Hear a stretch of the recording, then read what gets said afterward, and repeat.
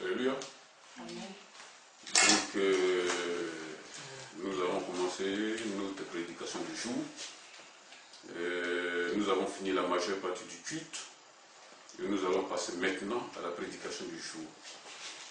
Comme d'habitude, chaque fois avant de prêcher la parole, je me présente. Je suis l'évangélique Jacques Chimaro de la Mires, mission évangélique pour le réveil et la sanctification. Notre but, prêcher la parole de Dieu dans son essence naturelle et vraie, sans en nous mettre ni à ajouter quoi que ce soit. Alléluia. Donc, avant de commencer donc, la prédication, nous allons remettre le messager et le message entre les puissantes mains du Seigneur. Éternel le Dieu Tout-Puissant, nous te bénissons pour ta grâce infinie, parce que ta grâce n'a pas de limite. Je ne peux que, Seigneur, Éternel le Dieu, te glorifier en toute situation. Merci, Éternel le Dieu, de nous avoir, Éternel le Dieu, donné ce moment pour te bénir. Je remets donc, Éternel le Dieu, tout ce qui va se passer, afin que ton puissant nous soit glorifié. Parce que je sais, Éternel le Dieu, qu'en toi, Éternel le Dieu, nous pouvons, Seigneur, faire, Éternel le Dieu, Seigneur, ta volonté. Parce que personne ne peut faire ta volonté sans que, Seigneur, tu ne lui apportes, Éternel, de ta grâce. J'ai été remis le messager et le messager en tes puissantes mains afin de nous guider, de nous diriger et que Seigneur, tu parles, Seigneur le Dieu, afin que nous t'écoutons. Moi-même, Seigneur, tu vas prendre la parole, je t'écoute aussi, Seigneur, c'est toi qui vas parler. Je te rends gloire pour tout ce que tu fais, par la loi, et dans ce que je ne peux que Seigneur te bénir, te mettre en toute situation. Merci pour ta grâce, que ton puissant nous soit élevé au nom de Jésus. Amen. Donc, j'ai déjà prêché sur ce sujet. Le message d'aujourd'hui, je le nomme thème les faux prophètes. J'ai déjà prêché sur ce sujet parce que le sujet est d'actualité, il est brûlant. Parce que rien n'essaie de travailler ardemment pour trouver des âmes au Seigneur Jésus-Christ et d'autres s'attellent à renvoyer ces âmes où ils étaient. Par des enseignements bidons, par des enseignements qui ne sont pas du tout de Dieu, par des comportements qui ne font que blasphémer le nom du Seigneur Jésus-Christ. Pour cela, nous prenons compte de ces choses et nous prêchons contre ces faux agissements-là, les faux prophètes. C'est un sujet brûlant d'actualité, parce que dans tous les coins de rue aujourd'hui, nous voyons des faux prophètes de gauche à droite, surtout dans nos pays du Sud, particulièrement en Côte d'Ivoire, où les faux prophètes sont légion partout. Finalement, on ne sait même pas qui est qui, lorsqu'on parle d'un pasteur aujourd'hui. Alléluia. Donc notre but, c'est de mettre les enfants de Dieu, les vrais enfants de Dieu, en garde contre ces personnes. Alléluia. Donc, notre sujet d'aujourd'hui, je l'ai dit, le thème c'est les faux prophètes. Nous allons prendre la lecture dans Matthieu 7, 15. Je vais le lire, Matthieu 7, 15. Il est dit ici, gardez-vous des faux prophètes, ils viennent à vous en vêtements de brebis, mais au-dedans d'eux, ce sont des loups ravisseurs. Vous les reconnaîtrez à leurs fruits, cueille-t-on des raisins sur des épines ou des figues sur des chardons. Tout bon arbre porte de bons fruits, mais le mauvais arbre porte de mauvais fruits. Un bon arbre ne peut porter de mauvais fruits, ou un mauvais arbre ne peut porter de bons fruits. Tout arbre qui ne porte pas de bons fruits, il est coupé et jeté au feu. C'est donc à leurs fruits que vous les reconnaîtrez. Alléluia. Amen. Donc, le Seigneur dit quoi ici? Je prends à partir du bas déjà. C'est donc à leurs fruits que vous les reconnaîtrez. Et un faux prophète se reconnaît immédiatement par ses fruits. Ses actes et ses fruits témoignent contre lui. Parce qu'on ne peut pas se prétendre être de Dieu et de faire contrairement à ce que Dieu dit de faire. Si tu dis que tu es de Dieu, on doit te connaître immédiatement par tes fruits. Les fruits, c'est quoi? Ce sont les actes que l'on pose dans la vie de chaque jour. Un homme qui se dit de Dieu doit être reconnaissable immédiatement par ses fruits. De bonnes actions, sa droiture, la justice, la paix, la joie et surtout la fidélité à Jésus-Christ. Mais ces personnes dont nous parlons aujourd'hui, nous savons que leurs fruits témoignent en leur faveur. Ces fruits, leurs fruits témoignent contre eux. Pourquoi? Parce que ce sont des personnes qui ne produisent que de mauvais fruits. Leurs fruits, par exemple, sont quoi? Ils peuvent être éloquents sur la chair. Mais pourtant, dans la vie courante, à la sortie de l'église, ils font des mauvais fruits. À la descente même de l'église, à la sortie de l'église, il y a d'autres même qui ont des copines qui fréquentent. D'autres parlent d'une manière telle point que les païens même, ce genre de choses ne sortent même pas de la bouche de certains païens. Leurs langages sont vulgaires, leur langage ne témoigne pas du tout en faveur de Dieu concernant les choses de Dieu. C'est pour cela que nous devons faire très attention. Un faux prophète, c'est tout cela. Un faux prophète, c'est une personne qui peut faire des miracles, des grands miracles, alors qu'il n'est pas de Dieu. D'aucuns me dira, mais mon frère, puisqu'il fait des miracles, comment tu peux dire qu'il n'est pas de Dieu? J'en viens tout à l'heure. Parce qu'on peut faire des miracles. Le diable aussi fait des miracles, souvenez-vous. Le Seigneur l'a dit, le diable aussi fait des miracles. Donc, pour reconnaître un homme de Dieu vrai, ce n'est pas par les miracles qu'on le connaît, mais c'est par ses œuvres qu'il pose chaque jour. Je vous l'ai dit tout à l'heure. Les œuvres d'un enfant de Dieu, d'un véritable homme de Dieu, se reconnaissent immédiatement. Parce que s'il sort de ces cadres, de ces œuvres-là, il n'est pas de Dieu, même s'il fait des miracles. Ce n'est pas les miracles qui accompagnent quelqu'un qui font de lui réellement un enfant de Dieu. Mais c'est plutôt les actes qu'il pose. C'est là où on voit la vérité.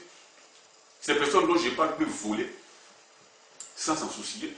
Ils peuvent mentir sans s'en soucier. Ils peuvent commettre l'adultère sans s'en soucier. Faire des coups bas à tout le monde, insulter les gens même sans s'en soucier. Ça, ce sont des œuvres, des faux prophètes, des œuvres des personnes qui sont irrégénérées. Et s'ils sont irrégénérés et qu'ils font ces miracles-là, d'où vient le miracle alors? Le miracle ne vient pas de Dieu, je suis désolé.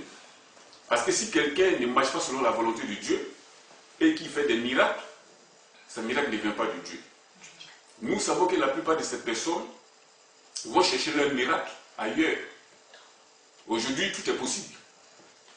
Des personnes qui vont prendre des esprits de python, des divinations, pour venir s'arrêter devant les gens et parler au nom de Dieu pour faire certains miracles, certaines divinations devant les gens en faisant croire aux gens, aux fidèles que ce sont les œuvres de Dieu. Ça c'est facile ça. En Côte d'Ivoire, c'est le pays que je connais le mieux. Nous savons que la plupart de ces faux prophètes là aujourd'hui vont au Ghana pour aller prendre leur puissance avec des féticheurs là-bas et ensuite venir ouvrir des églises au pays. Et ce sont ces fétiches-là qu'ils utilisent pour faire des miracles, pour faire croire aux gens que réellement leur miracle vient de Dieu. C'est faux. Parce qu'à la sortie de l'église, on connaît ces personnes. Je vous ai dit tout à l'heure, c'est des personnes qui peuvent mentir, voler, avoir des copines par-ci par-là, stocker les gens, de l'argent aux gens, etc. Mais qui continuent de faire des miracles. Mais s'ils ne font pas des miracles-là, d'où viennent, s'ils font ces miracles-là, d'où viennent ces miracles? Si c'est que ces miracles-là ne viennent pas de Dieu. Vous voyez? S'ils font ces miracles-là, alors qu'ils ne sont pas de Dieu, alors d'où viennent ces miracles-là? Vous voyez? C'est très dangereux de suivre n'importe qui, n'importe comment. Nous devons donc veiller et réfléchir avant de rentrer dans une église. Ce n'est pas n'importe où les frontaux qui portent église réellement qui est l'habitation de Dieu. Ou bien je veux dire, un lieu où Dieu est présent. Il faut faire attention. Il faut regarder réellement la vie des personnes qui sont devant vous d'abord, voir si réellement ils sont dans la volonté de Dieu avant de fréquenter ces églises. Sinon, vous pouvez être très déçus. Et je vous le dis, certaines personnes peuvent dire non, ben écoute, moi, je suis à la recherche de Dieu. Si je suis rentré dans cette église, c'est pour suivre Dieu. Le pasteur qui est devant, sa vie le concerne, lui et Dieu. S'il fait ces histoires dont vous parlez, ben moi, ça ne me concerne pas. Parce que moi, je sais qu'il va répondre un jour de ses actes devant Dieu. Non, moi, je ne fais que le suivre. Je vous dis, frères et sœurs, il faut se mépriser, il faut faire attention. Parce que si vous agissez ainsi, mais vous vous fourrez le doigt dans l'œil parce que celui qui suit un faux pasteur, un faux prophète, connaîtra le même sort que lui. Parce que tout ce qu'il dit, tout ce qu'il enseigne, influence la foule. Et tôt ou tard, la foule va marcher comme lui. Le mode de vie de ce faux pasteur ou bien de ce faux prophète va influencer sur la foule et la foule va un jour devenir comme lui, faire comme lui. C'est pour cela qu'il faut faire très attention. Alléluia. Amen. Donc je continue la lecture ici. Il est dit, gardez-vous des faux prophètes, ils viennent à vous en vêtements de brebis, mais au-dedans d'eux, ce sont des loups ravisseurs. Un loup ravisseur, c'est quoi? Un loup ravisseur, c'est une personne qui vient à vous dans un seul but. C'est de venir vous prendre ce que vous avez. Un point, c'est tout. Il peut venir sur beaucoup d'aspects, se faire passer pour un enfant de Dieu, un grand homme de Dieu, un prophète, alors qu'il ne connaît pas Dieu. Vous voyez? Récemment, j'étais sur le net, j'ai vu sur le net au Zaïre, il y a un journaliste qui interviewait quelqu'un et la personne disait que d'où vient cette prolifération des faux prophètes aujourd'hui. Le journaliste demandait ça à un pasteur, je crois. Et le pasteur lui a dit, donc aujourd'hui les gens veulent tout simplement faire du profit avec la parole de Dieu. C'est tout simple que ça. Du profit sur le dos de Jésus-Christ, s'il vous plaît. Au lieu de chercher à aller dans l'administration, de créer leur commerce ailleurs, c'est sur le sceau du Seigneur Jésus-Christ qui veut venir s'enrichir. Donc le journaliste l'a dit, mais donc quand c'est comme ça, là, comment maintenant ces personnes-là peuvent agir de cette manière? Le pasteur lui a dit non, qu'aujourd'hui, puisqu'il y a peut-être une crise d'emploi, il n'y a pas assez de travail, les gens font ce qu'ils peuvent, n'importe où, chercher de l'argent. Le journaliste, le pasteur plutôt l'a répondu comme ça. Et il y a même au Zaïre là-bas, comme je l'ai dit, parce que c'est sous les neiges, je l'ai vu, il y a des pasteurs qui s'élèvent aujourd'hui, qui font des soirées ou bien des jours spéciaux, des prophéties. En dehors du cadre de l'église, ils font des soirées prophétiques ou des consultations prophétiques. Tout ça pourquoi? On les demande, ils disent non, mais écoute, dans la Bible c'est tout à fait clair, Samuel faisait des consultations prophétiques. Hein? Les grands hommes de Dieu, les Élie faisaient des consultations prophétiques. C'est la vérité, c'est vrai. Dans le temps ancien, ça se faisait, mais maintenant nous sommes tous des sacrificateurs de Dieu. Un enfant né de nouveau qui est sauvé est un sacrificateur de Jésus-Christ. Il n'a pas besoin de passer par un prophète ou par qui que ce soit pour pouvoir adorer Dieu. Il adore Dieu en esprit et en vérité, directement. Dans les temps anciens, ce n'était pas comme ça. Il y avait des serviteurs de Dieu, effectivement, qui étaient là, qui étaient en relation directe avec Dieu, qui étaient consacrés à Dieu, qui travaillaient uniquement que pour Dieu. On les appelait les prophètes, et ils étaient là pour ça. Mais maintenant, tout enfant de Dieu né de nouveau est un sacrificateur. Donc il adore Dieu en direct en passant par Jésus-Christ, sans passer par un prophète par-ci ou même par un bishop par-là. Alléluia. Amen. Nous savons donc qu'il ne faut pas se laisser tromper par ces gens-là. Parce que le Seigneur a dit dans sa parole qu'à la fin des temps, il y aura effectivement beaucoup de faux prophètes. Beaucoup de faux prophètes. De gauche à droite, partout où on va aujourd'hui, on voit des prophètes. Et ce sont ces gens, les gens suivent uniquement ces gens. Pourquoi? Parce qu'ils veulent entendre ce qu'ils veulent. La parole de Dieu dit, à la fin des temps, les gens aimeront, ils s'écriront des fous de docteurs pour les enseigner ce qu'ils veulent entendre. Vous voyez? Au lieu d'écouter la parole de Dieu, ils ne font pas cela, mais ils s'attribuent eux-mêmes des foules de serviteurs de Dieu pour venir écouter ce qu'ils veulent entendre. Lorsque quelqu'un va s'élever tout de suite pour venir leur dire la vérité, ils ne vont pas l'écouter. Mais si c'est un faux prophète qui veut les faire écouter ce qu'ils veulent entendre, ils vont les suivre bêtement, comme des moutons. Excusez-moi du terme, mais je suis désolé de le dire. C'est la vérité. Donc, qu'est-ce qu'il faut faire? Je vous ai dit tout de suite, pour connaître ces faux prophètes, c'est tout à fait facile de les connaître. Vous voyez? D'autres disent, non, mais écoute, frère, c'est difficile. Et comment savoir la volonté? Comment il faut faire pour connaître la volonté de Dieu? Mais c'était tout simple que ça. Je vous ai dit tout de suite qu'un enfant de Dieu né de nouveau est un sacrificateur lui-même. Il n'a pas besoin de passer par qui que ce soit pour parler à Dieu ou d'adorer Dieu. La Bible est entre vos mains. Si vous voulez parler à Dieu et qu'il vous parle, si vous voulez que Dieu vous parle, vous n'avez qu'à consulter la Bible, prier le Seigneur, il lit la Bible, vous parlera, c'est tout. Au lieu d'aller vous faire escroquer ou aller derrière des personnes qui ne sont pas en fait des serviteurs de Dieu, qui vous estorquent à longueur de temps. Alléluia. Amen. Vous voyez, par exemple, on va prendre le nom, la deuxième lecture dans Matthieu 6, 19. Un membre de l'Assemblée va lire. Matthieu 6, 19. Matthieu 6, 19. J'ai lu la parole de l'Éternel. Ne vous amassez pas des trésors sur la terre. Là, la teigne et la rouille détruisent, et où les voleurs percent et dérobent. Mais amassez-vous des trésors dans le ciel, où la teigne et la rouille ne détruisent point, et où les voleurs ne percent ni ne dérobent. Car là où est ton trésor, là aussi sera ton cœur. Alléluia. Amen. Donc la deuxième lecture nous dit ici quoi? Ne vous amassez pas des trésors sur la terre, où la teigne et la rouille dérobent, où la teigne et la rouille détruisent et où les voleurs percent et dérobent. Mais amassez-vous des trésors dans le ciel, où la teigne et la rouille ne détruisent point, et où les voleurs ne percent ni ne dérobent. Car là où est ton cœur, là aussi est ton trésor. Ça c'est la deuxième lecture. Vous voyez? Parce que nous savons aujourd'hui que celui qui sert Dieu peut facilement se reconnaître de celui qui est venu se servir. Les faux prophètes, c'est des personnes qui sont venues se servir du nom de Jésus-Christ pour faire de l'argent et des profits sur le nom de Jésus-Christ.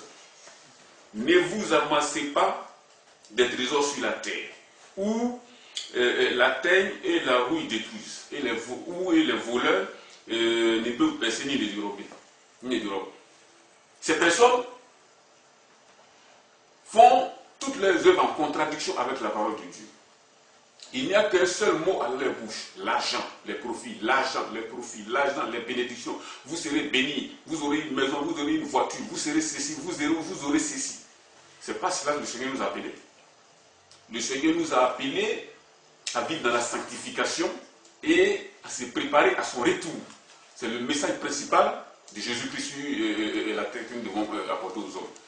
Mais ces personnes dont je vous parle ne font pas cela, mais ils cherchent plutôt des profits. Je connais un d'entre eux en Côte d'Ivoire, un certain bishop, il ne sait même pas ce que le mot bishop veut dire, qui a créé une société de prêtres, de courtage, et finalement il a fini en prison. Je ne sais pas qu'est-ce qu'il peut, parce qu'un enfant de Dieu, un homme de Dieu doit s'attacher à son ministère.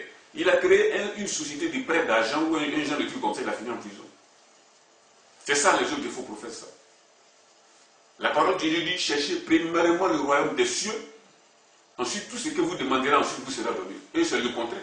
Ils cherchent d'abord les profits, et ensuite on ne sait même pas s'ils cherchent la présence de Dieu ensuite. Vous voyez? Ça, ce sont les œuvres des faux prophètes. Ils sont facilement reconnaissables. Vous voyez le jeune homme riche, lorsqu'il a demandé à Jésus, Maître, que faut-il faire que je sois sauvé? Le Seigneur a dit quoi? Il a dit, fais la volonté de Dieu.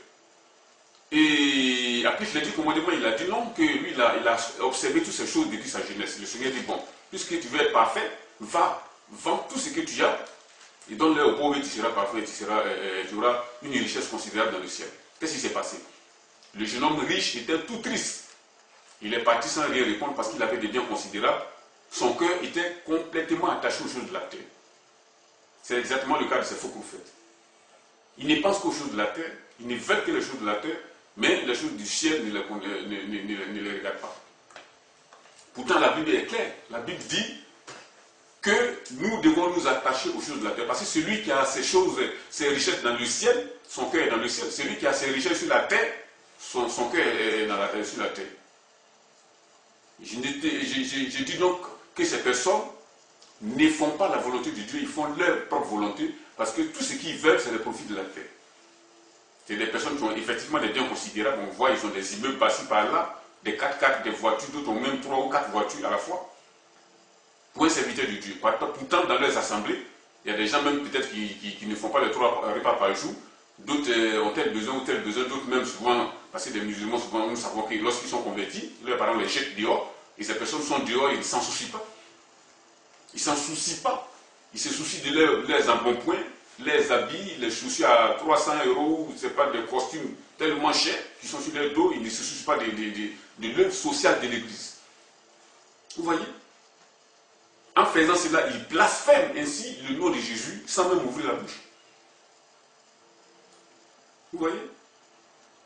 Parce qu'aujourd'hui, il y a certains endroits, lorsque tu viens en disant que tu es chrétien, les gens te regardent d'un mauvais œil. Pourquoi? Parce que les chrétiens ne sont pas solidaires entre eux. Ils ne sont pas du tout solidaires. La solidarité, ils ne connaissent pas. Puisqu'ils ne prêchent à longueur de journée que le bien matériel. Vous serez ceci, vous serez cela. Le Seigneur va vous bénir. À tel point que finalement, les enfants de Dieu croient que puisque le Seigneur va les bénir, les bénédictions qui vont leur venir, c'est pour eux seuls. Donc ils ne connaissent pas la solidarité ni la bonté. Ils sont égoïstes. La plupart des chrétiens aujourd'hui sont égoïstes. Je suis désolé de dire, mais c'est la vérité. Vous voyez? Donc, qu'est-ce que nous devons faire?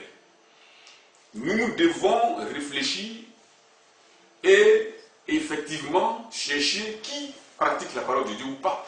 Avant de mettre les pieds dans une église, il faut rechercher la vérité. Voici cet homme de Dieu est réellement du Dieu ou pas.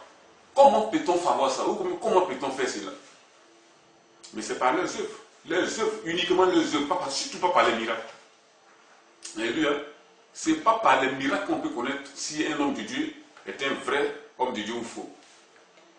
Et je vais vous dire, parce que ces personnes, les foules les suivent, c'est vrai, à cause de leurs miracles. Mais les miracles, là, je viens de vous dire que le diable peut en faire aussi. Et le diable en fait énormément d'ailleurs. Dans ces temps qui sont les derniers, le diable fait énormément de miracles. Pour attirer les gens. Et les incrédules, des personnes qui ne suivent que les miracles se laissent prendre au jeu. Vous voyez? Je vais vous dire que la plupart de ces personnes sont des occultistes, des francs-maçons,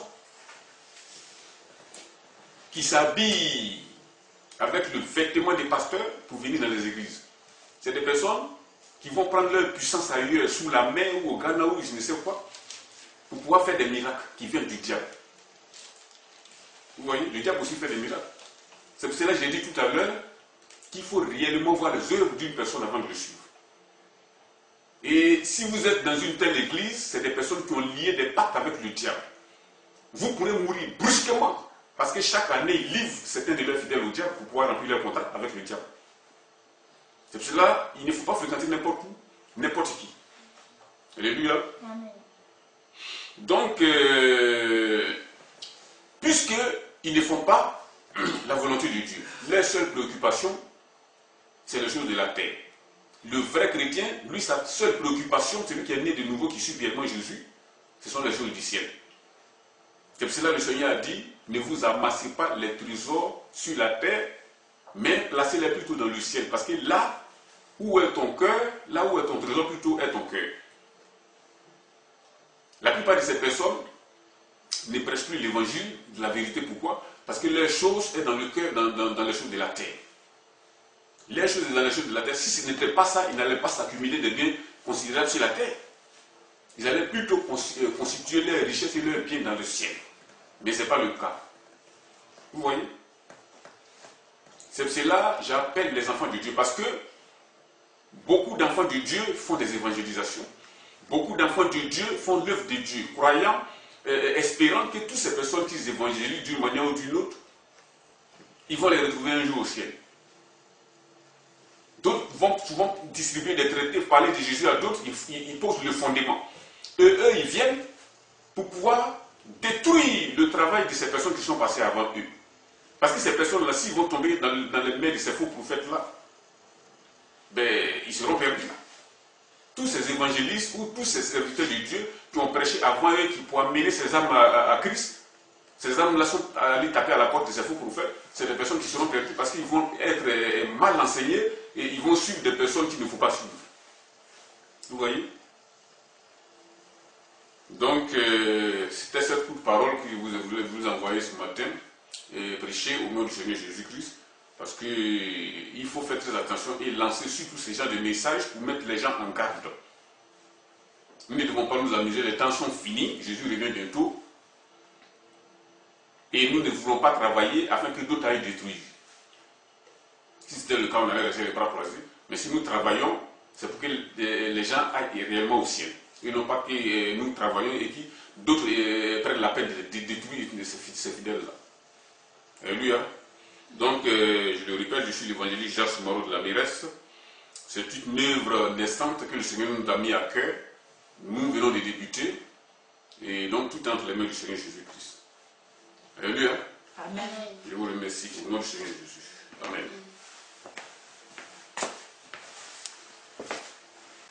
Alléluia.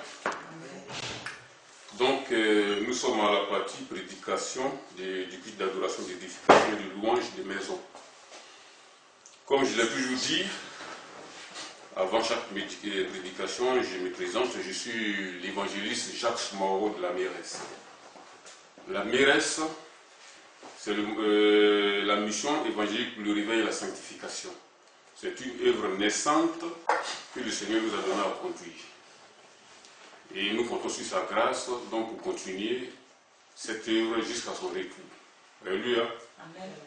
Donc nous sommes aujourd'hui dans l'assemblée. Le dimanche on fait notre culte à 13h. On va passer à la partie prédication du culte. Aujourd'hui le thème de notre prédication, c'est le prix à payer pour suivre Jésus-Christ. Parce qu'il y a un prix à payer, un prix énorme que beaucoup ne sont pas prêts à payer, alors qu'il le faut. Alléluia. On va prendre donc notre toute première lecture dans Luc 14, 25 à 35. Luc 14, 25 à 35. Ça, c'est la lecture des bases. On va faire beaucoup de lectures aujourd'hui. Luc 14, 25 à 35, pardon. Donc, si un membre de l'Assemblée trouve la lecture, qu'il le fasse. Maman, Je lis la parole de l'Éternel. De grandes foules faisaient route avec Jésus. Il se retourna et leur dit, « Si quelqu'un vient à moi sans me préférer à son père, à sa mère, à sa femme, à ses enfants, à ses frères et à ses sœurs, et même à sa propre vie, il ne peut être mon disciple. Et quiconque ne porte pas sa croix et ne me suit pas, ne peut être mon disciple. Car lequel de vous, s'il veut bâtir une tour, les s'assit d'abord pour calculer la dépense et voir s'il a de quoi la terminer, de peur qu'après avoir posé les fondements, il ne puisse l'achever, et que tous ceux qui le verront ne se mettent à le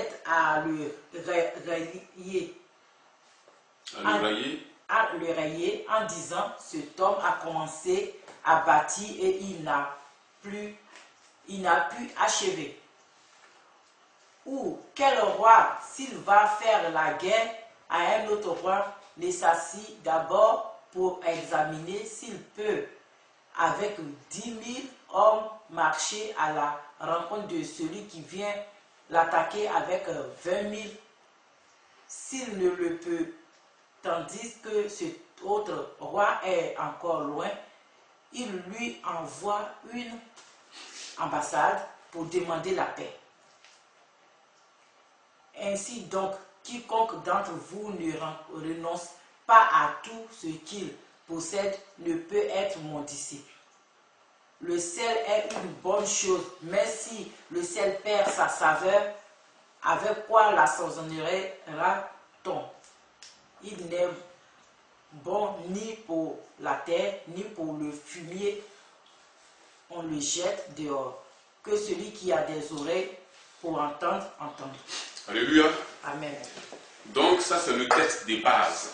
Puisqu'on a déjà entendu le texte des bases, nous voulons maintenant entrer dans le vif du sujet. Avant toute chose concernant la parole de Dieu, il faut d'abord s'en remettre en ses puissantes mains. Parce que ce n'est pas nous qui parlons, ce n'est pas nous qui raisonnons, c'est Jésus-Christ qui nous utilise. Nous ne sommes que des serviteurs inutiles entre ses mains.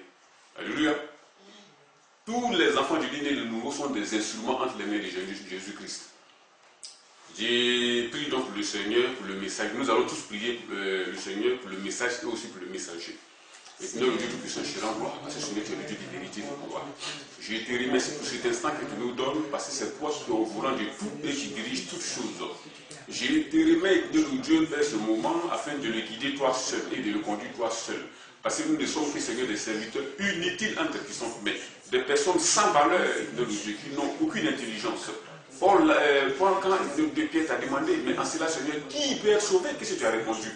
Tu lui as dit, mais cela est impossible aux hommes, mais à Dieu tout est possible. C'est pour dire que nous ne sommes rien du tout, que Seigneur, c'est lui qui fait tout dans tout. Les œuvres que nous faisons, Père et Dieu, nous sommes venus avant le commencement du monde afin que Seigneur, si le moment arrive, nous puissions les pratiquer. C'est pour dire que nous ne sommes que des serviteurs inutiles dans les pas de Jésus-Christ. Je te remercie donc, Éternel Dieu, pour le serviteur qui va prendre la parole. Je te remercie aussi, Éternel Dieu, l'Assemblée, afin que nous puissions tous être édifiés, y compris le serviteur qui va prendre la parole. Parce que Seigneur, c'est toi qui parles. Nous t'écoutons, Éternel Dieu Tout-Puissant, manifeste ta grâce. Au nom de Jésus. Amen. Amen. Donc, je dis ici, le texte de base, c'est le prix à payer pour suivre Jésus-Christ. Alléluia. Nous avons fait la première lecture dans Luc 14, 25 à 35. Je le répète. Et donc, on commence ici dans le verset 25 du chapitre 14. Des grandes foules faisaient route avec Jésus. Il se retourna et leur dit, « Si quelqu'un vient à moi sans préférer son père, sa mère et sa femme, à ses enfants, à ses frères et à ses sœurs, et même sa propre vie, il ne peut être mon disciple. Ça, un enfant de Dieu né de nouveau peut comprendre ce que le Seigneur Jésus-Christ veut dire par là. Mais si c'est une personne, un homme animal, un homme charnel, il va dire, écoutez mon frère, je suis d'accord pour votre affaire de Dieu là, mais comment quelqu'un peut aimer, peut haïr sa femme, hein, laisser sa femme, laisser son père, laisser sa mère, pour suivre Jésus-Christ, pour dire que c'est Jésus qui est plus que toutes ces personnes. Il va peut-être même raisonner en disant, Jésus a dit, celui qui ne respecte pas son papa ou sa maman est maudit. Comment donc à ce moment il y a une contradiction de la parole de Dieu, il n'y a pas de contradiction? Parce que s'il a dit ça ici, il a une bonne raison. Jésus-Christ a dit ça ici, il a une bonne raison. Si quelqu'un vient à moi sans me préférer à son père, d'autres ont fait de leur vie, dans leur vie, leur père une idole qu'ils adorent. Parce que leur père leur donne tout ce dont ils ont besoin. Si quelqu'un il a les moyens, bien sûr. S'il est bien placé dans l'administration, il peut l'acheter un vélo à son enfant. Donc, l'enfant aime le père par-dessus tout. Il peut lui payer des études pour l'envoyer en France aller étudier. Donc, son père est une idole en quelque sorte pour lui. Il l'aime. Si c'est une femme, le père peut même lui ouvrir une coiffure ou un commerce. Donc, la femme aime son père au-dessus, par-dessus tout en quelque sorte. Mais Jésus dit quoi ici? Si tu ne me préfères pas à ton père, tu n'es pas digne du royaume de Dieu. Donc, il y a un choix à faire et il y a un prix à payer. Alléluia. Amen. Si tu ne me préfères à ton père, à sa mère, à sa femme, à ses enfants, à ses frères et à ses soeurs, et même à sa propre vie. À sa propre vie. Là, quelqu'un va me dire, bon, si c'est pour les autres, il n'y a pas de problème, parce que ça sont mes parents, ils sont hors de moi, c'est vrai qu'ils m'ont engendré, ils m'ont enfanté, c'est bon. Mais moi-même, ma propre vie, comment je peux détester ma propre vie au détriment de Jésus? Je vais vous donner la raison pourquoi, tout à l'heure, mais on va progresser un peu. Vous voyez? Si c'est des raisonneurs, les athées de ce monde, ils vont dire, vous voyez, quand on vous dit Dieu n'existe pas, ça c'est des paroles contradictoires, comment vous pouvez croire à ces genre de choses? Une personne qui affirme ces genre d'affirmations-là, comment vous pouvez suivre une personne comme ça? On vous dit que la parole de Dieu n'est pas vraie. Voilà les raisons aujourd'hui. La personne va ainsi parler. Un athée va tout suivre sur toute l'occasion pour pouvoir prendre ce verset-là pour confondre les autres. Alors que ce verset-là a tout son sens. Ce verset qui est là, ce chapitre-là, tout entier a tout son sens. Il faut aimer effectivement son père, sa mère, sa propre vie, tout ce que l'on a. Si tu as des immeubles, tu aimes Jésus par toutes ces choses-là. Parce que la raison va venir tout à l'heure, je vais le dire. La mère, c'est vrai que c'est elle qui a enfanté l'homme, le père est le géniteur de l'enfant, mais tu dois préférer toutes ces choses. Ces personnes, je vais dire ces personnes, pas ces choses, ces personnes au détriment de Jésus-Christ. Plutôt Jésus plus que ces personnes. Parce que le Seigneur Jésus-Christ est celui qui a engendré ces personnes. Quelqu'un disait une fois, lorsqu'une femme veut chercher un homme, une personne qui est riche, comment on fait? Moi, je dirais que la personne, elle va tout faire son possible, en fait, dans le monde. Elle va tout faire tout son possible pour pouvoir épater la personne. Mais, il y a un adage qui dit, au lieu d'apprendre de chercher à vouloir cueillir quelques épis de maïs, va chercher plutôt le propriétaire du champ de maïs, de t'accorder avec lui, et tu auras tout le champ. La question ici, donc je veux dire par là ici, celui qui doit aimer son père, sa mère, ses frères, ses biens et sa propre vie que Jésus-Christ, c'est ce que ce verset veut dire. Parce que la personne doit s'abandonner entre les mains de Jésus. Pourquoi? Parce que le Père, c'est Jésus qui le donne. C'est Jésus qui l'a engendré, c'est Jésus qui l'a créé. Vous comprenez? La mère, c'est Jésus qui l'a engendré, c'est Jésus qui l'a donné. Ta propre vie même, ta respiration est entre ses mains. C'est pourquoi tu dois aimer Jésus-Christ plus que toutes ces choses. Parce que s'il décidait aujourd'hui de prendre la vie de ta mère, il va la prendre. S'il décidait de prendre aujourd'hui la vie de ton père, il va le prendre. S'il décidait aujourd'hui de prendre même toi-même ta vie, il va le prendre. C'est pourquoi il faut aimer toutes ces choses par-dessus tout. Il faut aimer d'abord Jésus par-dessus toutes ces choses. Parce qu'il est celui qui donne toutes ces choses. Amen. Alléluia. Amen. Donc, je dirais ici, on continue toujours dans la lecture. J'ai fait la deuxième lecture toujours. Alors, je vais dire c'est la lecture, celle d'abord qui a fait la première lecture. Et donc, si quelqu'un vient à moi sans qu'il ne préfère pas, mais il ne me préfère pas à son père, à sa mère, à sa femme, à ses enfants, à ses frères, à ses soeurs et même à sa propre fille, il ne peut être mon disciple. Et quiconque ne porte pas sa croix et ne me suit pas ne peut être mon disciple. Porter la croix veut dire quoi? Dès que Jésus est ressuscité, il est parti dans le ciel, les tout premiers chrétiens portaient leur croix. Les apôtres, les tout premiers chrétiens portaient leur croix. Mais il y en a deux qui n'ont pas voulu immédiatement porter leur croix, Ananias et Saphira. Dans le tout début, comment peut-on laisser engendrer la gangrène au milieu du peuple de Dieu? C'est pas possible. Des gens disent non, mais Pierre pouvait dire à Ananias et Saphira, non, mais ce que vous avez fait, c'est pas bon, venez et repentez-vous. Pierre ne l'a pas dit. Pierre a dit quoi? En disant, vous avez osé tenter le Saint-Esprit, et ce que vous allez chercher, vous allez trouver, ils sont effectivement morts. Donc, il y a certaines personnes qui peuvent juger Pierre en disant Pierre a été trop dur. Pourquoi il a permis que ces gens meurent? Il fallait qu'il prie pour eux afin que ces personnes changent. C'est pas comme ça. Parce que, lors des tout premiers instants, si on laisse la gangrène rentrer dans le corps de l'église, c'est cela la catastrophe et il n'y aura pas de discipline. C'est pour cela que ces personnes ont été un exemple pour l'église. Ananias et Saphira. Alléluia. Donc, il est dit ici, et quiconque ne porte pas sa croix et ne me suit pas ne peut être mon disciple. La croix, c'est quoi?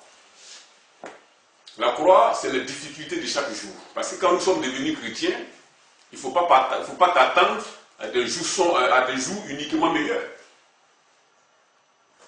Il ne faut pas croire que tout va tomber du ciel dans tes mains, parce que Dieu est là, Dieu est le professeur de tout. C'est vrai que quand tu vas lui demander quelque chose, il va te le donner. Mais il y a des moments qui vont venir, Dieu va permettre la tentation, il va permettre que tu passes par des épreuves, pour voir si tu l'aimes ou pas. Nous avons vu le cas d'Abraham, on a vu le cas de Paul, on a vu le cas de tous les hommes de Dieu. Il n'y a pas un seul homme de Dieu qui va naître de nouveau, qui va marcher avec Dieu sans passer par cela. Tout le monde doit passer par les épreuves. Élie, Élisée, tout le monde. Donc l'homme aussi doit passer par là.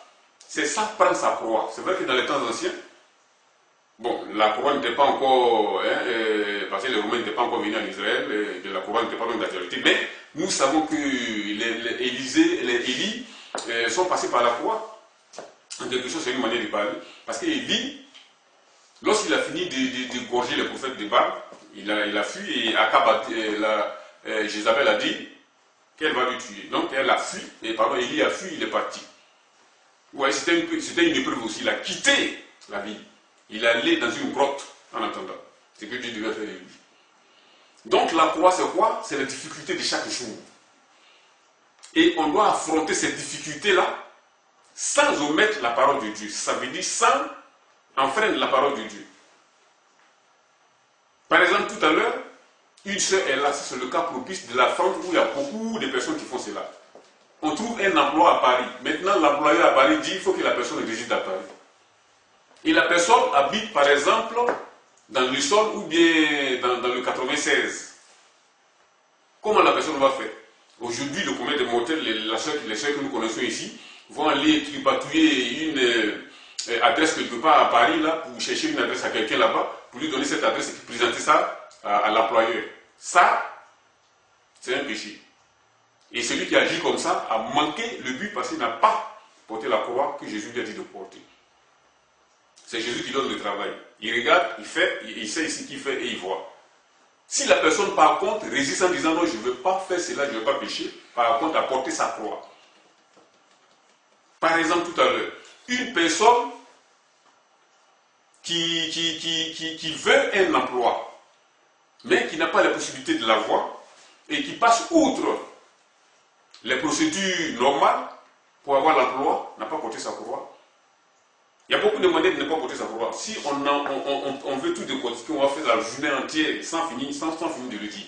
Porter sa croix, c'est-à-dire souffrir pour Jésus, c'est-à-dire abandonner soi-même pour Jésus, quelles que soient les conséquences. Ce qui est sûr, lorsqu'il y a une situation qui se présente, tu prends le parti de Dieu contre la fraude, contre les choses qui ne nous n'ont pas Dieu, et ainsi, tu marches selon la parole de Dieu sans compromis.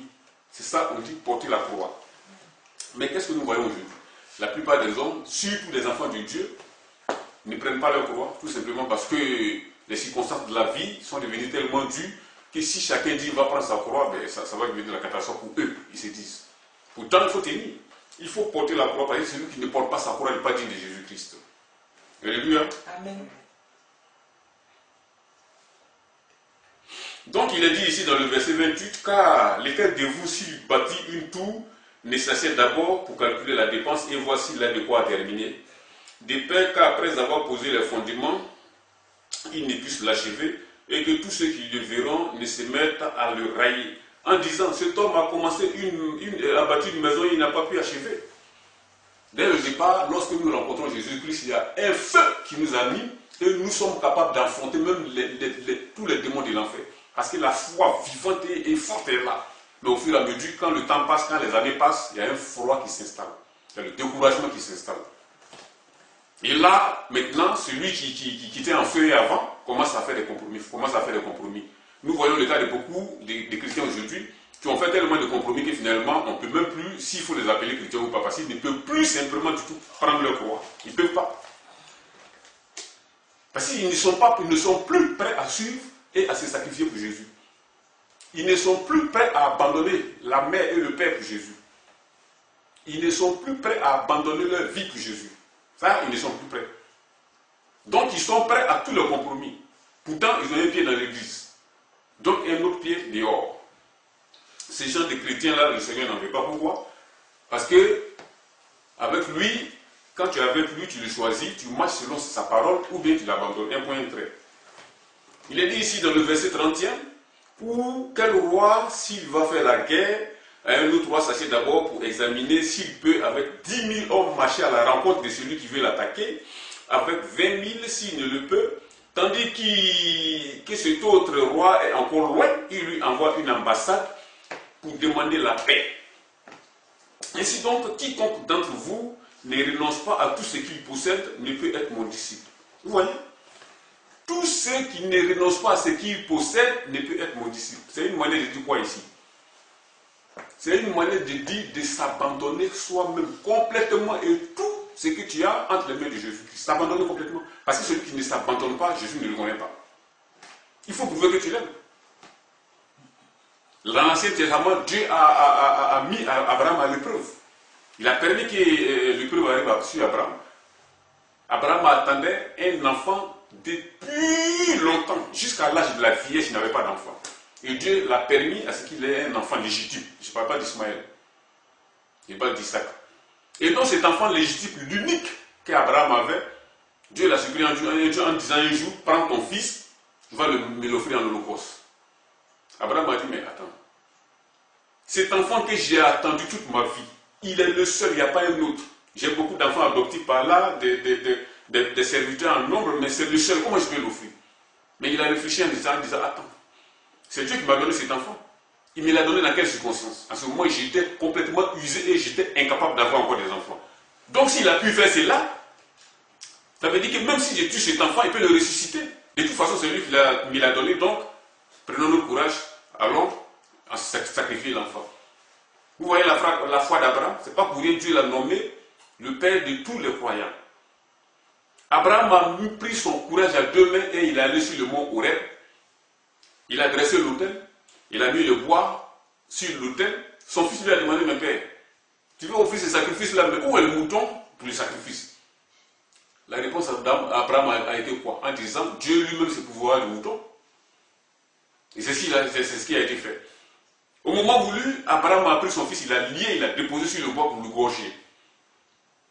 Il a levé le couteau, c'était sincère, il a levé le couteau lorsqu'il a voulu égorger l'enfant, Dieu a bloqué sa main et il a montré un mouton en disant prends le mouton, viens égorger parce que vraiment, je vois aujourd'hui que tu m'aimes. Et par cela, à partir de là, il a fait beaucoup de promesses à Abraham. Et nous voyons aujourd'hui que la nation d'Israël, la postérité d'Abraham.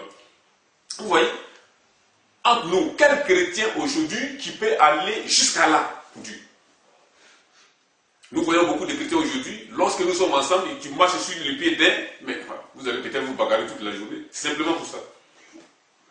Des chrétiens aujourd'hui qui ne contrôlent pas leur langage, des chrétiens aujourd'hui qui font toutes sortes de compromis, qui sont colériques, et ils se disent chrétiens. Ils ne prennent pas leur croix, parce que la croix c'est ça. La croix n'implique pas de compromis. La croix, c'est la sincérité, quel que soit le prix. Je me souviens, lorsque j'ai été converti, c'était un combat dans ma famille. Dans un premier temps, c'était bon, tout le monde était content parce que j'étais un voyou avant. J'étais un gars entêté, il faut le reconnaître. Et pour que tout le monde me connaisse, dans le 16e. J'étais quelqu'un de remué et qui buvait de l'alcool et il faisait beaucoup de sorties dans le quartier. Donc quand j'ai été converti, mes parents ont dit attends, on dit que celui qui rencontre ce Jésus-là commence à devenir droit et respectueux dans la vie, on va voir si celui-là vraiment, la parole de Dieu va le changer. Et effectivement, il n'avait pas encore vu, moi j'étais là, chaque matin je me lève, je balaye la maison, toute la maison, et je fais la vaisselle, je m'assois dans le fauteuil du gauche, et je médite ma Bible, jusqu'à l'heure de la réunion du soir, et je fais, parce qu'en ce moment je ne travaillais pas. Les gens disent, oh, ça c'est le premier moment du début, vous allez entendre voir. Après quelques jours, tout de suite, lui, il va frapper les gens partout, encore vous allez voir. Une semaine a passé, la situation était comme ça. 2 semaines a passé, la situation est comme ça. Et puis encore, je me levais chaque matin pour aller faire le tour du quartier, saluer les gens, saluer les anciens, les grands. Et souvent, je leur parle de Jésus et tout. Les gens me disaient, mais qu'est-ce qui est arrivé à cet homme? Ils étaient là dans l'étonnement, mes parents même, ils étaient là, ils ne comprenaient rien. Mais franchement, c'est quoi ça? Maintenant, un jour, plusieurs mois ont passé, 1 an a passé, 2 ans ont passé. Ils ont dit, franchement, dit le Dieu de ce type est fort. Et il y avait une femme dans le quartier, enfin une sœur du quartier comme ça, qu'on appelait Mélanie. Tellement de ma voisie, je l'ai interdit l'accès du passage du couloir de notre quartier. Donc elle ne passait plus là. Je lui ai dit de ne plus passer là, le jour elle passe là. Ses parents vont venir ramasser son cadavre. Cette sœur, cette femme, elle a entendu que j'étais converti. Maintenant, puisque j'ai demandé pardon à chacun, j'envoyais des délégations, ou bien moi-même j'allais demander pardon à chacun après ma conversion, je suis arrivé vers elle, je lui ai demandé pardon. Elle m'a dit, mais attends. Enfin, tu joues bien quoi? J'ai dit, mais je joue comment ça? J'ai dit, c'est la vérité. Il dit, mais toi, c'est qui? C'est lui, vraiment, c'est Dieu qui a fait ça pour toi. Là, franchement, dit, il y a quelque chose qui est véridique là-dedans. Bon, je voulais dire quoi par là? Que les premiers moments ne sont pas très terribles. Mais vous allez voir par la suite que mes propres parents ont commencé à me rejeter après. Après 3-2 ans, l'euphorie du premier moment est passée. Donc, ils ont commencé à me créer des problèmes. Oui, mais toi, écoute, tu commences à exagérer à faire ton Dieu là. Chaque matin, tu as toujours la Bible, maintenant tu ne fais plus rien d'autre. C'est quoi? C'est tu as fait de Dieu là, c'est trop exagéré là. Et ils ont commencé à me persécuter. Finalement, je suis obligé de quitter la maison. Et après, mon cousin, qui était avec moi dans la même maison, a reconnu aussi Jésus-Christ. Lui aussi, ils l'ont mis à la porte. Vous voyez le prix? Il a élevé le prix. Je pouvais dire, bon voilà, écoutez, et puisque vous voulez me mettre à la porte, nous voyons, moi je suis venu à Christ pour pouvoir m'améliorer un peu, je me suis amélioré, tout le monde est content dans le quartier, donc bon, ça s'arrête là. Je ne vais plus faire, je ne vais plus suivre, je vis comme vous le dites, donc je vais mettre un peu d'eau dans mon vin pour faire chose, donc je vais abaisser, pour la sanctification là, je vais arrêter un peu. Et puis j'allais rester à la maison, mais j'ai dit, niet, je suis jusqu'au bout, et je suis parti de la maison. Mon neveu aussi, quand il a été converti, on lui a dit de choisir entre Jésus ou la normalité. Il a dit non, mais lui, il ne peut pas laisser Jésus. Donc, ils l'ont cherché de la maison. Ça, c'est le prix à payer, ça. Quand tu reconnais Jésus, tu reçois Jésus, il y a un prix à payer. Il faut payer. Parce que beaucoup, finalement, renoncent. Alléluia. Amen. Je continue la lecture ici. Si, bon, donc je continue donc là. S'il ne le peut, tandis qu'une autre ambassade pour demander la paix. Ainsi donc, quiconque d'entre vous ne renonce pas à tout ce qu'il possède, il ne peut être mon disciple. Le sel est une bonne chose, mais si le sel perd sa saveur, avec quoi l'assaisonnera-t-on? Il n'est bon ni pour la terre, ni pour le fumier. On le jette dehors, que celui qui a des oreilles entende et entende. Vous voyez? Beaucoup de personnes aujourd'hui prêchent autre chose que la parole véritable.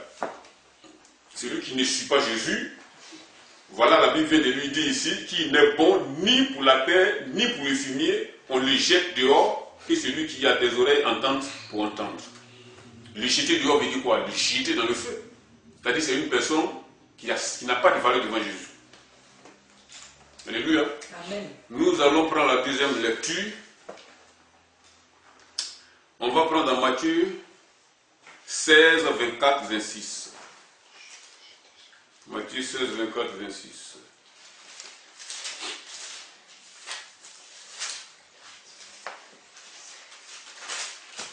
Aujourd'hui, la prédication risque d'être un peu longue. Matthieu 16, 24, 26. Alors, Jésus dit à ses disciples, si quelqu'un veut venir après moi, qu'il renonce à lui-même, qui se charge de sa croix, et qui me suive, car celui qui voudra sauver sa vie la perdra, mais celui qui la perdra à cause de moi la retrouvera. Vous voyez? Celui qui perdra sa vie à cause de moi la retrouvera, celui qui cherchera à la garder la perdra. Avec Jésus, il n'y a pas de calcul. Quand tu es avec lui, il ne faut pas calculer. Si sa parole dit, prends ce chemin, tu prends ce chemin. Quels que soient les risques, prends ce chemin. Lui, il est au contrôle, il voit. La parole de Dieu dit, tous vos cheveux sont comptés. Personne ne peut toucher à un seul de vos cheveux sans que je ne sois au courant. Et il a dit, aucun de vous ne peut être tenté au-delà de ses possibilités. Donc, ne croyons jamais que Dieu nous a abandonnés pour sombrer dans le découragement. Jamais. Alléluia. Amen. Dieu ne nous a jamais abandonnés. Et ensuite, dans le verset 26 du chapitre 16 de Matthieu, il dit quoi ici? Et que servira-t-il à un homme de gagner tout le monde entier s'il perdait son âme? Ceux qui veulent faire les calculs avec Jésus. Des personnes aujourd'hui qui mettent l'accent sur le bien plutôt que sur les choses spirituelles. Plutôt que sur Dieu. Que sert-il à un homme de gagner le monde entier s'il perd son âme? Au début de son ministère, le diable est venu tenter Jésus-Christ. Il a dit, si tu m'adores, je te donne la gloire des nations. Je te donne tout. Il oubliait une chose, Jésus est Dieu. Dieu personnifié en homme venu sur la terre pour faire son œuvre. Jésus lui a dit quoi? Il a répondu. Donc ici, nous savons que nous devons donc marcher uniquement seulement selon la parole de Dieu, sans en nous mettre quoi que ce soit, ou bien chercher à ajouter quelque chose dans la parole de Dieu. Parce que si nous cherchons à être sauvés, on sera perdu. Parce que être sauvé veut dire quoi? C'est implique que nous devons faire des compromis par-ci et là pour pouvoir avoir et les biens matériels de ce monde et aussi la parole de Dieu. Or, Jésus ne veut pas ça. Jésus possède les biens, il possède l'or et l'argent. L'or et l'argent l'appartiennent. C'est lui qui te dit, il ne fait pas de compromis. Donc, il n'y a pas de compromis à faire avec Jésus-Christ. Alléluia. Amen. Nous allons prendre la troisième lecture dans Luc 18 à 28. Luc 18 à 26, à 28.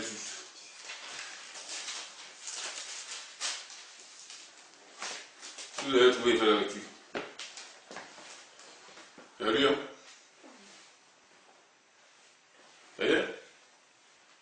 Donc, il a dit, un chef interrogea Jésus et dit, bon maître, que dois-je faire pour hériter la vie éternelle? Jésus lui répondit, pourquoi m'appelles-tu bon? Il n'y a de bon que Dieu seul. Tu connais le commandement, tu ne commettras point d'adultère, tu ne tueras point, tu ne déroberas point, tu ne diras point de faux témoignages au nom de ton père et ta mère. J'ai dit-il, le jeune homme, la personne qui était concernée, j'ai dit-il observer toutes ces choses dès ma jeunesse. Jésus ayant entendu cela, il lui dit, il te manque encore qu'une chose, vends tout ce que tu as, distribue-le aux pauvres, et tu auras un trésor dans le ciel. Puis viens et suis-moi. Lorsqu'il entendit ces paroles, il devint tout triste, car il était très riche. Jésus, voyant qu'il était devenu tout triste, dit qu'il est difficile à ceux qui ont des richesses d'entrer dans le royaume de Dieu, car il est plus facile à un chameau de passer par le trou d'une aiguille qu'à un riche d'entrer dans le royaume de Dieu. Ceux qui l'écoutaient dirent, et qui peut être sauvé? Jésus répondit, ce qui est impossible aux hommes est possible à Dieu. Alléluia. Amen. Vous voyez le cas de ce jeune homme riche, il était riche. La Bible dit ici qu'il a appliqué tous les commandements de la Bible, jusqu'au dernier, sans en omettre quoi que ce soit. C'est pour cette raison-là, il avait le courage de venir vers Jésus en disant, bon maître, que puis-je faire pour être sauvé? Jésus lui a dit quoi? Pratique le commandement et tu seras sauvé. Il a dit, il a appliqué tous ces commandements-là. Que lui reste-t-il pour être parfait? Jésus l'a dit, vends tout ce que tu as, donne-le aux pauvres, afin que tu aies une richesse considérable dans le ciel. Il n'a pas voulu, pourquoi? Parce que lui, ces choses, son cœur étant attaché aux choses de la terre, il n'a pas voulu les abandonner. Son cœur étant attaché aux biens matériels, il n'a pas voulu les abandonner. Il y a aussi une raison pour cela, pourquoi il n'a pas voulu les abandonner. Parce que tout simplement, il était dans l'ignorance. Parce que s'il savait que réellement, lorsqu'il vendait tout ce qui l'appartenait, toutes ces immenses richesses-là qui étaient sur la terre avec lui ici, il allait les retrouver dans le ciel, il allait effectivement les donner aux pauvres. Nous avons vu le cas des Zachée. Zachée était mieux que lui. Zachée avait l'argent. Lorsqu'il a vu que le royaume de Dieu, le royaume de Dieu a venu, et ce qui est dans le ciel est immensément plus important que ce qui est sur la terre, Zachée a dédommagé même triplement à tout ce qu'il devait. Mais le jeune homme riche a préféré les biens matériels au bien du ciel. Donc il n'a pas voulu payer le prix. Vous voyez? Il n'a pas voulu payer le prix. Quelqu'un qui veut aller au ciel sans payer le prix. Voilà le jeune homme riche. Ça c'est dans Matthieu 18 au verset 28. Alléluia. Amen. Il y a un homme de Dieu qui s'appelle Pasteur Park, un homme de Dieu qui était en Corée du Sud. Je ne sais pas s'il vit encore, mais moi j'ai écouté son témoignage. Son témoignage est vraiment édifiant. Le Pasteur Park, un orphelin qui a rencontré Jésus sur son passage et il est devenu chrétien. Et le peu d'argent qu'il avait, il a pris pour construire une église. Et Dieu a fait en sorte que l'église croisse. À telle sorte que l'église était devenue une très grande église de plusieurs milliers de membres. Donc il avait l'argent, il avait les dîmes qui rentraient. Et qu'est-ce qu'il fait? Il est devenu orgueilleux. Il a abandonné son état d'humilité et est devenu très orgueilleux. Il a commencé à s'enfler, à ne plus respecter les gens, parce qu'un orgueilleux c'est ça. Il n'a plus de garde pour personne. Il insultait les gens. Il a même dans son parc, il avait 5 voitures de luxe. Une seule personne qui a 5 voitures dans son parc. C'est pour dire que c'est pour vous dire la dimension de sa maison. Parce que cette dimension de cette maison, c'est colossale. Tous ces biens-là, il les avait. Ce pasteur avait les moyens et la considération de tous dans la ville de Corée, dans la ville de Séoul. Partout où il passe, on l'acclamait, on l'adulait, on l'applaudissait, il faisait des dons. Il a même construit, c'est pas une école biblique où il y a des centaines de pasteurs qui sont sortis. On montrait cela dans les journaux, donc il était applaudi et considéré par tous. Tous les membres de son église lui faisaient allégeance, le respectaient. Quand on le voyait, on se courbait pour le saluer, etc. Mais un jour, Dieu a permis qu'il passe par la maladie pour mourir. Quand je dis Dieu a permis, c'était pour montrer quelque chose. Dieu l'a permis de mourir et il est mort. Mais Dieu n'a pas permis qu'il aille dans le séjour de mort malgré ses péchés parce qu'il avait une mission plus tard à lui confier. Le Seigneur, donc, lui a donné une mission, après avoir vu le ciel, l'enfer, il est venu sur la terre et il a raconté ce qu'il a vu dans le ciel et aussi dans l'enfer. Cet homme de Dieu, qui était orgueilleux, qui n'avait plus d'égard pour personne, qui avait les biens considérables, qui avait tout ce qu'il faut, il ne manquait de rien, est devenu plus doux, plus qu'un agneau. C'est lui maintenant qui s'abaissait pour saluer les gens, qui s'abaissait pour saluer ses fidèles. Il ne pouvait même plus regarder les gens en face, à cause de son humilité, lui qui était orgueilleux.